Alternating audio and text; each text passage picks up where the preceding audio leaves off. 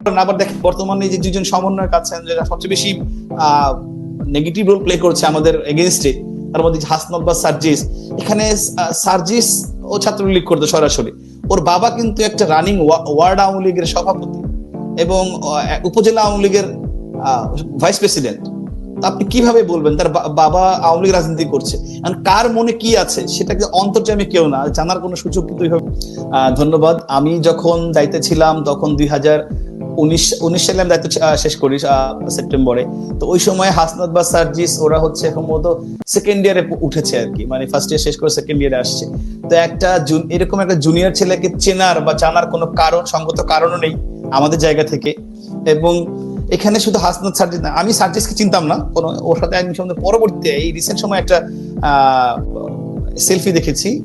ওকে আমি আসলে চিন্তা না। ওর বাড়ি যেতে পঞ্চগড়, ঢাকা বিশ্ববিদ্যালয়ের ছাত্রলীগ সাধারণ সম্পাদক ছিলেন তখন সাদ্দাম, ডাক্তার জিএস। তার এলাকার পাশে বাড়ি হওয়ার কারণে তার সাথে রাজনীতি করতো। এবং সাদ্দামেরও দোষ দিব না, কারণ সার্জিসের বাবা আওয়ামী লীগ পরিবার থেকে বা সরাসরি আওয়ামী লীগ করা লোক, তাকে সাইড দেওয়া এবং ও আপনার ডিবেট করতো, ভালো ডিবেটিং এর ছিল, 21 হলের ডিবেট ক্লাব সভাপতি ছিল। সুতরাং ওকে সুযোগ দেওয়াটা এটা খুব যৌক্তিক কারণে দিয়েছে। কিন্তু পরবর্তীতে যদি এক ধরনের বলবো যে বেইমানি করে ছাত্রলীগের সাথে।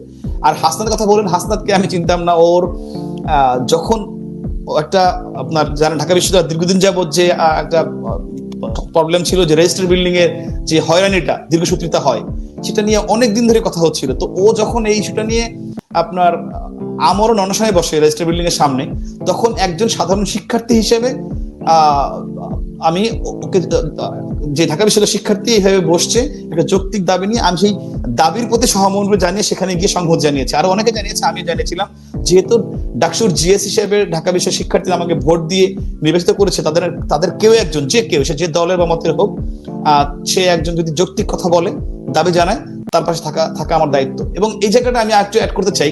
দেখেন যে যখন আক্তার হোসেন, বর্তমান যে নাগরিক কমিটির সদস্য সচিব আক্তার, আমার ডিপার্টমেন্টের ছোট ভাই, তো ও যখন আপনার এসে আপনার আমি যখন ছাত্রলীগের সেক্রেটারি, তখন একটা প্রশ্ন ফাঁস নিয়ে বি ইউনিটের প্রশ্ন ফাঁস হয়ে গিয়েছিল ঢাকা বিশ্ববিদ্যালয়ে। সেই প্রশ্ন ফাঁস নিয়ে ও আন্দোলন, ও রাজু ভাস্কর্য ও আমরণ অনুসারে বসছে একজন। তো তখন কিন্তু আমি প্রথম গিয়ে সংহত জানিয়েছিলাম যে যেহেতু তখন আক্তার কে বা পরিচয় কে আমি জানি না, দেখেছি একটা শিক্ষার্থী একটা যৌক্তিক কথা বলেছে, একটা আন্দোলন করেছে, যেটা বঙ্গবন্ধুর আদর্শ, যে একজন হলেও সে যদি ন্যায্য কথা বলে, ন্যায্য পক্ষে থাকে, তার পক্ষে থাকো। তো আমি সবসময় সেই চেষ্টাটা করেছি। আমি কোনো ব্যক্তি দেখি নাই, দেখেছি তার কাজটা কি, তার উদ্দেশ্যটা কি। সে যখন বলেছে আমি বলেছি এটা হতো, এবং আমি বলার কারণে ওই সময় ওর পাশে বসেই আমি কিন্তু প্রক্টর স্যারকে ফোন দিয়েছিলাম যে স্যার এটাকে মানতে হবে, এটা যৌক্তিক, পরীক্ষা আবার হতে হবে। এবং আমাদের ছাত্রলীগের পরবর্তী সাদ্দামও সংহত জানিয়েছে, এবং আমার এবং সাদ্দামের চেষ্টায় কিন্তু ওই সময় ওই পরীক্ষাটা আবার হয়েছিল, দাবিটা মেনে নিয়েছিল। তো এরপরে আপনার দেখেন হচ্ছে আরেকটা সমন্বয়ের সঙ্গে কাজ করেছে মহিউদ্দিন রহমানের একটা ছেলে।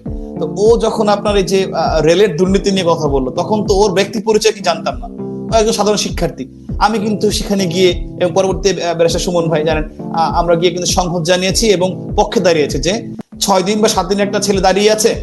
এখানেও আপনি দেখেন যে ও আন্দোলন করছে 6 বা 7 দিন ও বসে আছে রেল স্টেশনে, একটা ছেলে, আর ঢাকা বিশ্ববিদ্যালয়ের শিক্ষার্থী, ও বিভিন্ন ধরনের কর্মকাণ্ড করছে। একজন রেল থেকে একজন প্রতিনিধি গিয়ে কিন্তু সাথে কথা বলে নাই, একজন এনএসআই, একজন ডিজিএফআই অথবা যে কোনো প্রতিনিধি রাষ্ট্রের গিয়ে কিন্তু কথা বলেন নাই, বা যে কি হয়েছে, ঠিক আছে এটা আমি পার্সু করি, এটাকে বসে সমাধান ব্যবস্থা করি। আমরা যখন গেলাম, যখন স্পার্ক করলো, তখন কিন্তু আসলো। তো এইভাবে কে ব্যক্তির নামের সাথে আমার কোনো সংশ্লিষ্টতা নাই। আমি আগে বলছি, আপনি এখানে হাসনাত বলেন বা রনি বলেন বা যে যাদের কথা বললাম আক্তার, এরা যখন ন্যায্য কথা বলছে, আমি এই দাবিগুলা, এই চেষ্টা যদি আমাদের ছাত্রলীগের একজন কর্মীর পক্ষ থেকে আসতো, আমি অনেক বেশি খুশি হতাম। যে ছাত্রলীগের, কারণ গভর্নমেন্টে থাকলে, গভর্নমেন্টের সঙ্গে সংশ্লিষ্ট আছে, তাদের তো উচিত যে কোথায় কোথায় কি অসঙ্গতি, কি সমস্যা, সেগুলো নিয়ে কথা বলে, সেখানে আওয়াজ তৈরি, সেখানে দাবি জানাই। তো ওরা এগুলাকে নিয়েছে একটা এজেন্ডা হিসেবে, এবং সেই এজেন্ডা দিয়ে ওরা লাইমলাইটে আসছে। এখন অনেকে অভিযোগ করছে যে এই যে তাদেরকে তাদের রাজনৈতিক পরিচয় বা রাজনৈতিক উদ্দেশ্য আছে কিনা এরকম একটি চিন্তা ভাবনা খোঁজ খবর না নিয়ে, তাদের পক্ষে দাঁড়িয়ে তাদেরকে আলোচনার লাইমলাইটে নিয়ে এসে পক্ষান্তরে সরকারের বিরুদ্ধে যে ষড়যন্ত্র, সেটিকেই সফল হতে আপনারা সহযোগিতা করেছেন, এরকম একটি আলাপ কিন্তু আওয়ামী লীগের বিভিন্ন জন, এই আলাপটা কিন্তু ধোপে টিকবে না। আপনাকে এখানে ন্যায্য এবং অন্যায্য দুটো দিকে যেতে হবে। কারণ আপনি আপনি আপনি আপনি আওয়ামী লীগ করেন কি বঙ্গবন্ধুর আদর্শতে করবেন নাকি?